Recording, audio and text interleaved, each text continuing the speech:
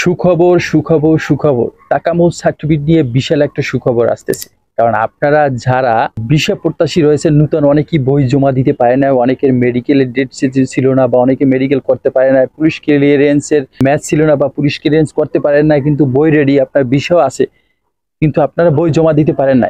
অনেকেই তাকামুল সার্টিফিকেটের জন্য খুবই কনফিউশন এবং হয়রানিতে ছিলেন। তাদের জন্য আজকে একটা সুখবর, কারণ আপনাদের বই আবার তাকামুল সার্টিফিকেট ছাড়া জমা দিতে পারবেন। কবে দিতে পারবেন অবশ্যই ভিডিও শেষ পর্যন্ত দেখতে হবে, এবং কয়দিন সময় থাকবে এবং কারা কারা দিতে পারবেন অবশ্যই আপনাদের জানতে হবে। জানতে হলে ভিডিওটা শেষ পর্যন্ত দেখতে হবে। চ্যানেলটি অবশ্যই চ্যানেলটি সাবস্ক্রাইব করবেন, একটা লাইক দিতে ভুলবেন না, কারণ এরকম ইনফরমেটিভ ভিডিও কন্টিনিউ দেখতে পারবেন আমার এই চ্যানেলে। প্রথমেই বলি কারা বই জমা দিতে পারবেন, তারপর বলবো কবে জমা বই দিতে পারবেন। হ্যাঁ, প্রথমেই বলি আপনি বই জমা দিতে পারবেন, তবে আপনার যদি মোফা আপডেট করা থাকে, পুলিশ ক্লিয়ারেন্স করা থাকে, মেডিকেল আপডেট করা থাকে, তার শিপ সেন্টারে ফিঙ্গার যদি প্রবলেম থাকে সেটা যদি আপনি আপডেট করে নেন, তাহলে আপনার বই জমা দিতে পারবেন। কবে দিতে পারবেন আমি আপনাকে বলতেছি।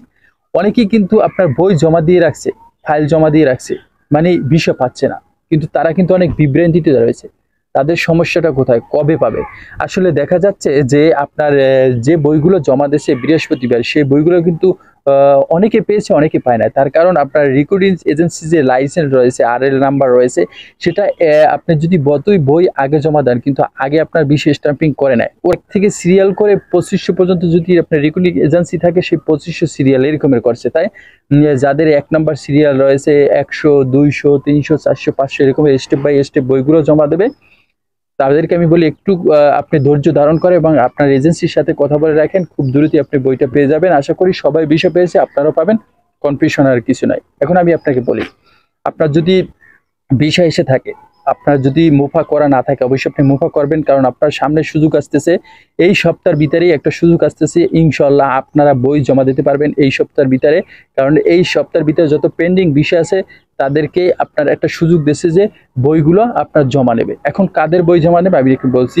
যাদের বিষয় এসে অলরেডি পেন্ডিং আছে তাদের বই জমা দিতে পারবে, এবং যাদের মুফা করা হয়েছে, যাদের নতুনভাবে মুফা করবেন তাদের সম্পর্কে আমি বলতে পারি না, সবে সে সম্পর্কে একটা কনফিউশন আছে, তবে সে সম্পর্কে একটা ডিসিশন আসবে যদি আপনার বিষয় পেন্ডিং এ থাকে। এবং যাদের মেডিকেল করা রয়েছে বা যাদের মেডিকেলের ডেট চলে গেছে, অনেকেই কিন্তু বই জমা দিতে পারে নাই, কারণ অনেকের মেডিকেলের ডেট চলে গেছে। সেই মেডিকেলগুলো করাইয়ে এবং নতুনভাবে মেডিকেল আপডেট করে তার বই কিন্তু জমা দিতে পারবে। তৃতীয়ত হলো যাদের আপনার পুলিশ ক্লিয়ারেন্সের মেয়াদ চলে গেছে, বই জমা দিতে পারে নাই, তাদের পুলিশ ক্লিয়ারেন্স করাইয়ে আপডেট করে কিন্তু তাদের বইগুলো জমা দিতে পারবে।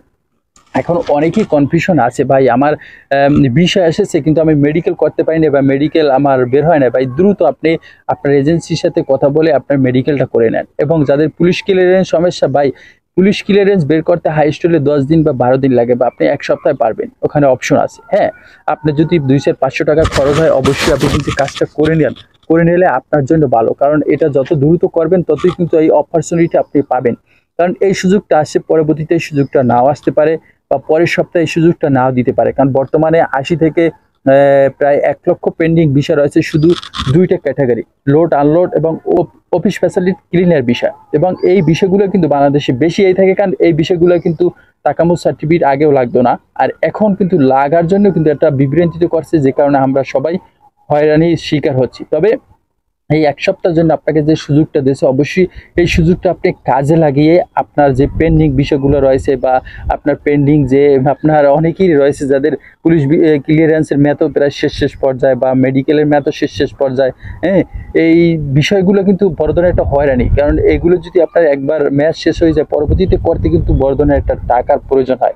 দিন শেষে যারা বিদেশে যাওয়ার জন্য ইচ্ছুক এবং অনেকদিন পর্যন্ত বসে আছেন যে সবকিছু জমা দিয়ে এখনো সময় আসছে না, বা বিষয়জনিত এই তাকামুল সার্টিফিকেটের সমস্যাজনিতভাবে বসে আছেন যে কবে যাব, কবে আসলে আমাদের এই সমস্যাগুলো থেকে সমাধান পাবেন, এতদিন পর এই সুযোগটা আসছে, এখন যদি আপনি হাতছাড়া করেন সেক্ষেত্রে আপনার জন্য একটা বড় ধরনের লসের সম্মুখীন হবে। তাই আশা করি দ্রুত আপনার এজেন্সির সাথে কথা বলে এই কাজগুলো সঠিক সময়ের ভিতরে করে আপনি আপনার এজেন্সিকে বইগুলো জমা দেন। কারণ এই সপ্তাহের ভিতরে আপনার বইগুলো জমা দিতে পারলে পরের সপ্তাহে আশা করি আপনার বইগুলো পাবেন, এবং পরবর্তীতে আপনার ম্যান পাওয়ারের জন্য আবার একটা হ্যাসাল হতে পারে। সেটা না হওয়ার আগে আপনি যত দ্রুত আপনি রেডি করে দিতে পারবেন, আপনার এজেন্সি এম্বাসিতে জমা দিলে সাথে সাথে পরের সপ্তাহে হয়তো বা আপনার বিষয়গুলো লেগে যাবে।